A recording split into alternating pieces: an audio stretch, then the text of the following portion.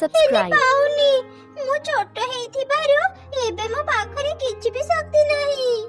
ଚିନ୍ତା କରନି ପରି ଝିଅ, ମୁଁ ତ ମାକୁ ଖୋଜିବାରେ ତତେ ସାହାଯ୍ୟ କରିଦେବି। ଚାଲେ ଆମେ ଜଙ୍ଗଲ ଭିତରକୁ ଯିବା ଆଉ ତ ମାକୁ ଖୋଜିବା। ଏମିତି ସେ ଚଢ଼େଇ ଆଉ ପରି ଛୁଆ ଜଙ୍ଗଲରେ ବୁଲି ବୁଲି ପରି ମାକୁ ଖୋଜୁଥିଲେ। କିଛି ସମୟ ଖୋଜିଲା ପରେ ସେମାନେ ପରି ମାକୁ ଏକ କଣ୍ଟା ଗଛରେ ପଡ଼ିଥିବାର ଦେଖିଲେ। ମା ମା, ତୁମେ ଏ କଣ୍ଟା ଗଛରେ କେମିତି ପଡ଼ିଲ?